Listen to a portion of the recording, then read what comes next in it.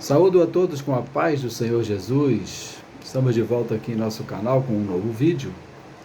E hoje gostaria de falar com os amados irmãos e amigos que nos acompanham por aqui sobre promessas de Deus.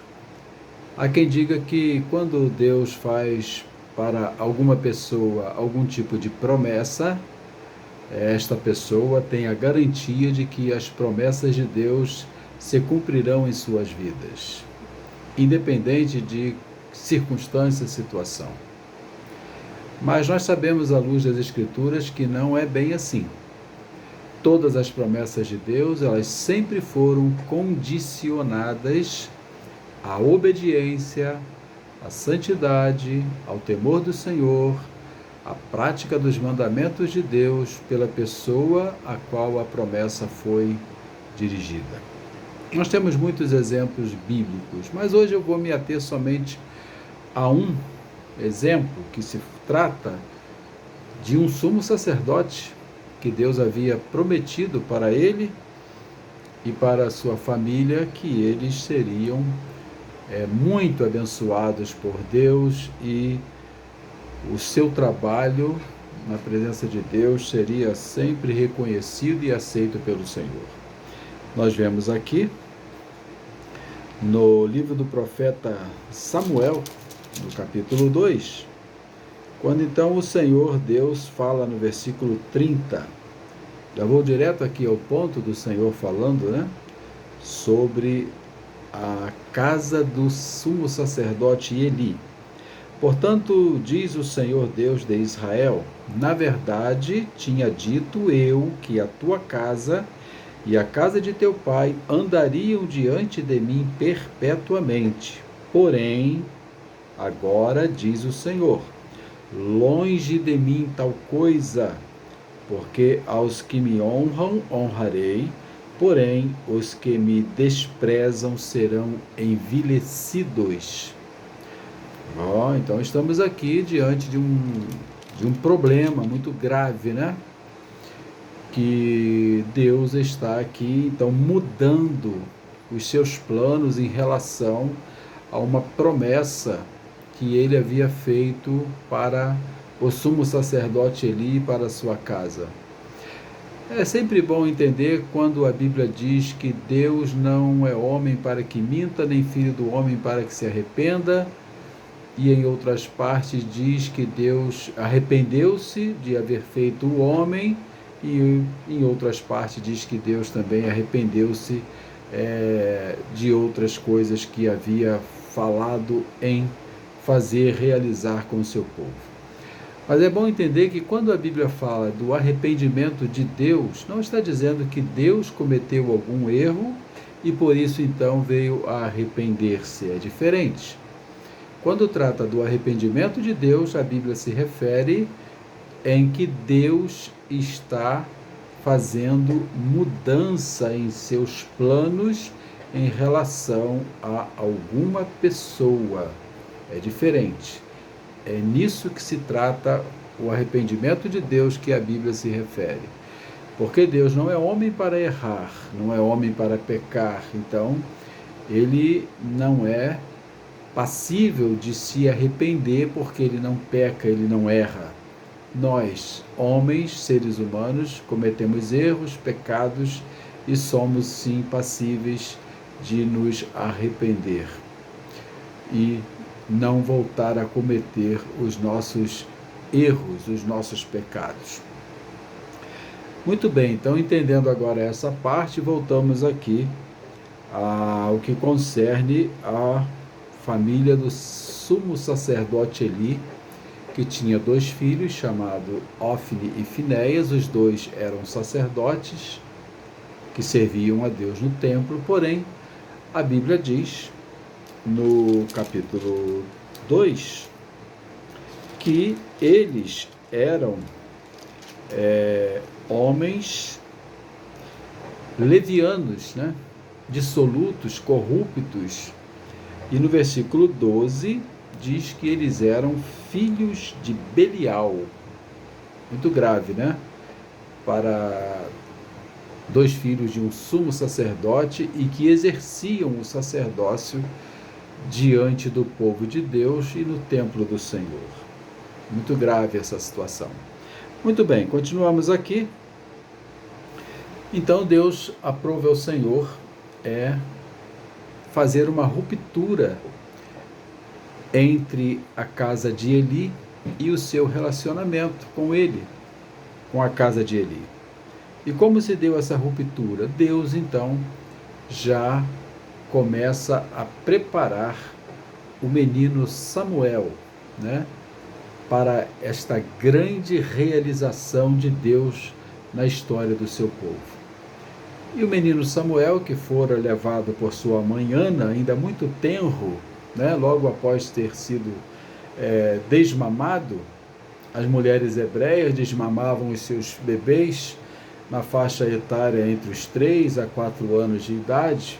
Então vejamos aqui que o menino Samuel fora levado para o templo para viver lá, como Ana, sua mãe, havia prometido a Deus, que se ela recebesse a bênção de ter um filho, que esse filho seria levado para a casa de Deus e seria deixado lá para servir ao Senhor durante toda a sua vida, não passaria navalha sobre a sua cabeça, né?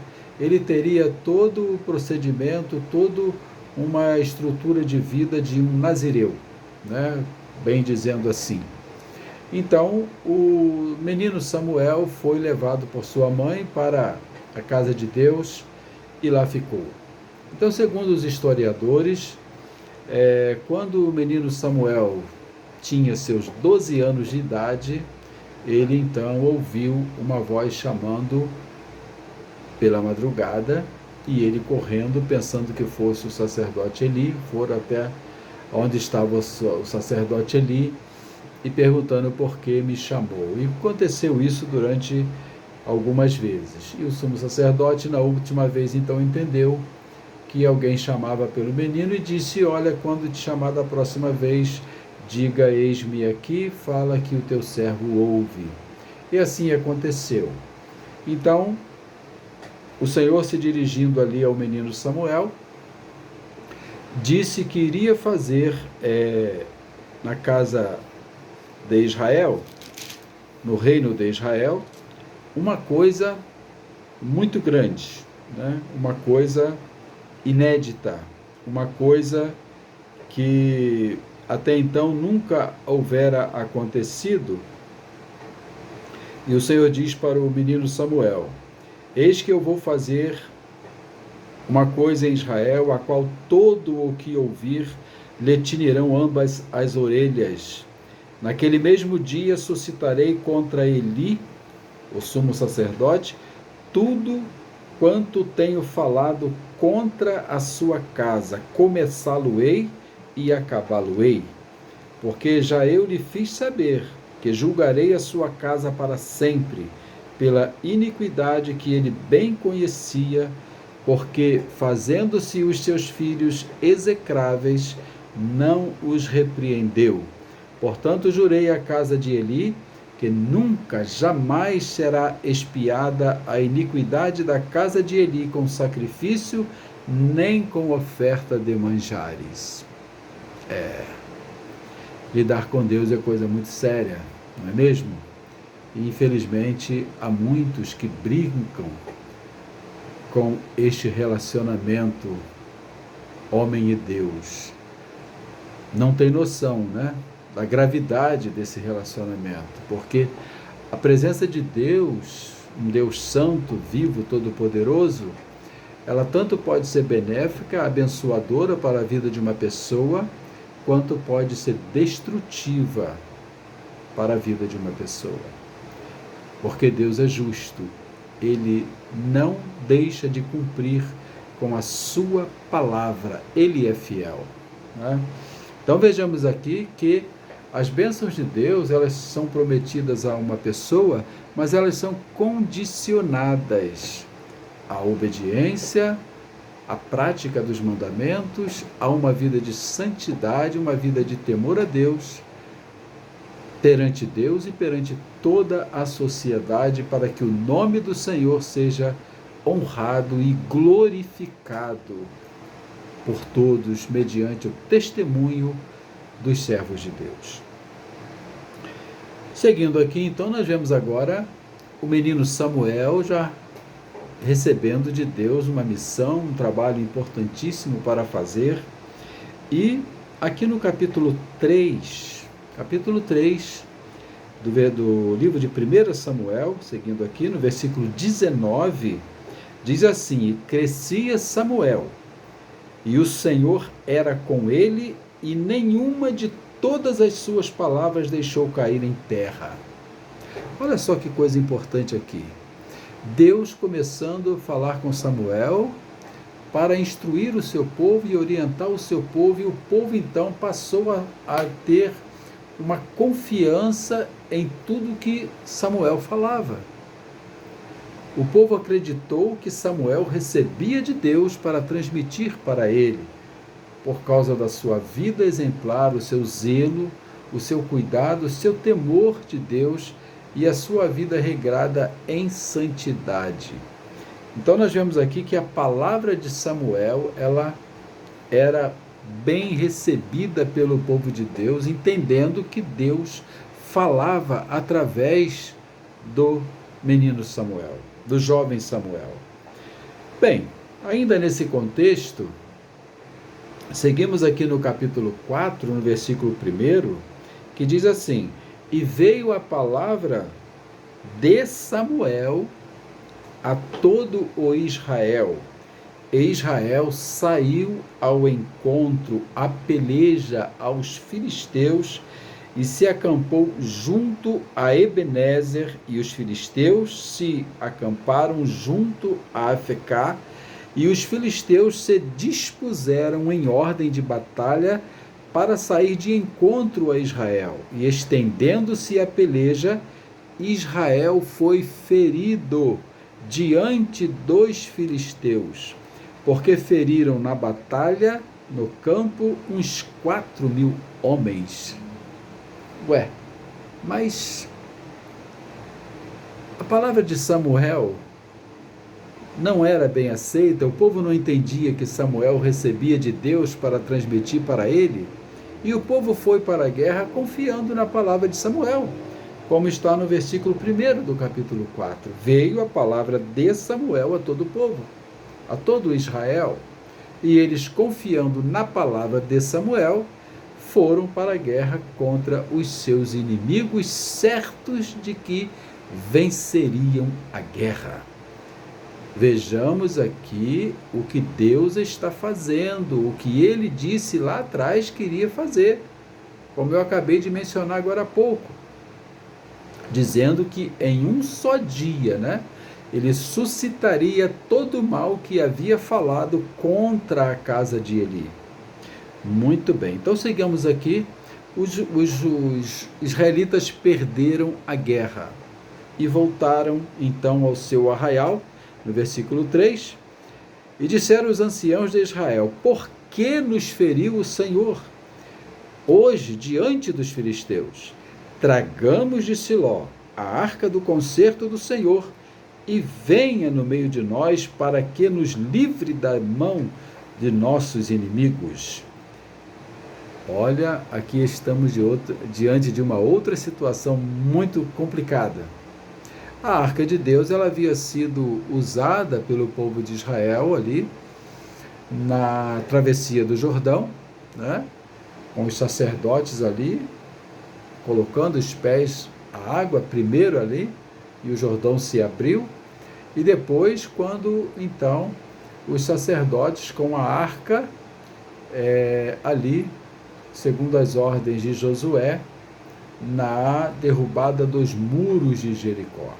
Então ali os hebreus que estavam naquele acampamento em guerra contra os filisteus, eles entenderam que a presença da arca ali no meio deles era fundamental para que eles não perdessem aquela batalha contra os filisteus.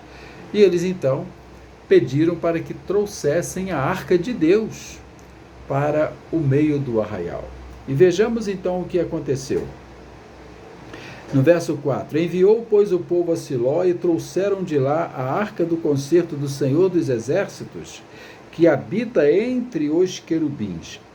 Agora olham só aqui no final do versículo 4 o problema, a gravidade da situação. E os dois filhos de Eli, Ofne e Finéias, estavam ali com a arca do concerto de Deus. Quem são esses Ofne e Finéias que eu falei agora há pouco? Os dois filhos de Eli, corruptos, dissolúveis, dissolutos, imorais, sacerdotes corruptos, praticantes na casa de Deus e transgressores da lei de Deus, e faziam o povo de Deus também pecar e transgredir os mandamentos do Senhor.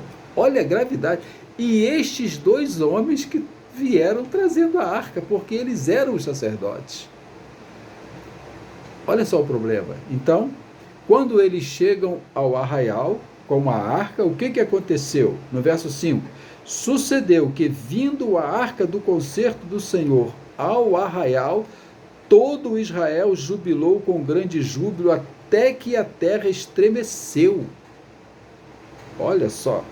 E no verso 6, e os filisteus, ouvindo a voz do júbilo, disseram: que voz de tão grande júbilo é esta no arraial dos hebreus?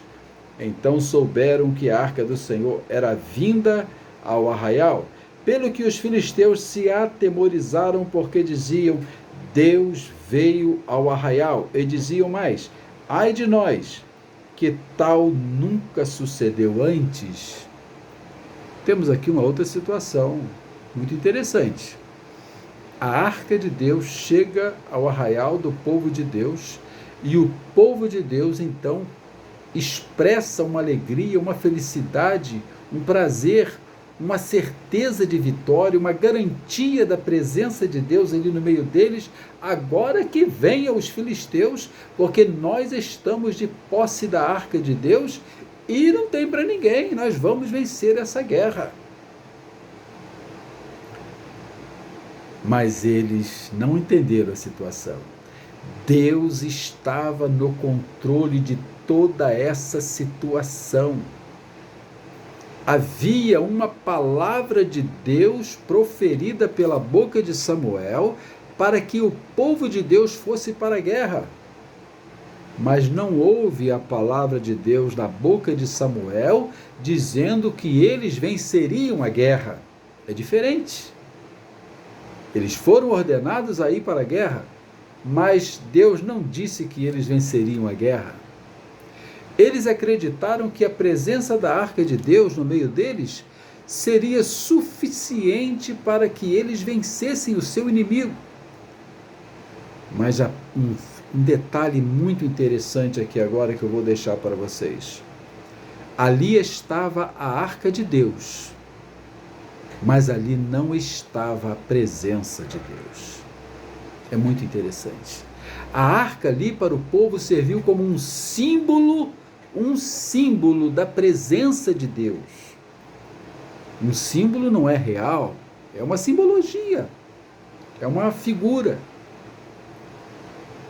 Mas a presença real, verdadeira de Deus não estava ali, com a presença da arca. Mas o povo se alegrou, o povo gritou, o povo jubilou com tanta alegria, com tanta força, que lá no arraial dos filisteus foram ouvidos seus gritos, e os filisteus se estremeceram, com medo do povo de Israel, ouvindo que a arca de Deus agora estava no meio deles, e eles ficaram muito temerosos.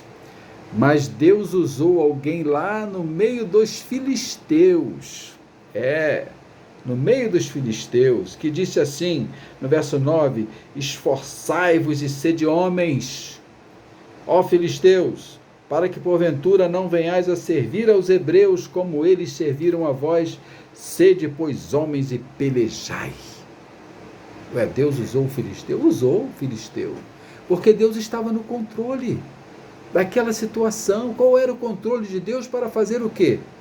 O que Deus estava colocando em funcionamento, em execução? A palavra que ele havia dito a Samuel lá atrás. Em um só dia suscitarei todo o mal que havia falado contra a casa de Eli. Então, vejamos aqui que não tem nenhum contrassenso, tá? Não tem nenhuma contradição na palavra de Deus. Deus está velando por sua palavra para que ela se cumpra. E o que aconteceu então? Os filisteus foram para a batalha, encararam os israelitas com arca e com tudo, e venceram aquela guerra, venceram aquela batalha. E morreu dos israelitas 30.000 homens. Viu? Adiantou gritar? Adiantou pular? Não é nos gritos que a presença de Deus está. Não é nas emoções exacerbadas que a presença de Deus está. Há muitos que abrem as suas Bíblias nas suas estantes no Salmo 91. Maravilhoso Salmo 91. Mas não significa que Deus está presente naquela casa, porque aquela Bíblia está aberta no Salmo 91. E muitas das vezes a página já está até amarelada, porque só fica aberta no Salmo 91. É um símbolo, mas não garante a presença de Deus. E assim aconteceu com o povo de Israel. E o que aconteceu então? Os filisteus venceram a guerra, e além de vencer a guerra, eles tomaram a arca de Deus. E aqueles 2 sacerdotes, Ófine e Finéias, morreram na batalha. E um benjamita foi correndo levar as novas sobre a guerra, anunciar ao restante do povo hebreu que estava nas suas terras. E a tragédia foi grande. O sumo sacerdote ali, quando ouviu a notícia, caiu da sua cadeira para trás, quebrou o pescoço e morreu. E até a sua nora, que estava grávida, deu à luz e morreu. Aquilo foi uma tragédia no meio do povo de Deus. Mas Deus cumpriu a palavra que disse lá atrás para o jovem Samuel, né? Dizendo que ele, no mesmo dia, disse o Senhor a Samuel: eis aqui vou eu a fazer uma coisa em Israel, a qual todo o que ouvir lhe tinirão ambas as orelhas. Naquele mesmo dia suscitarei contra Eli tudo quanto tenho falado contra a sua casa, começá-lo-ei e acabá-lo-ei. Deus é o maior estrategista de todas as coisas, de todas as guerras. Portanto, que o Senhor é o Senhor da guerra. Ele usou Samuel para mandar o povo ir para a guerra. O povo foi e perdeu a guerra. Os sacerdotes morreram, o sumo sacerdote morreu. Mas sabe o que aconteceu depois disso? A nação ficou limpa.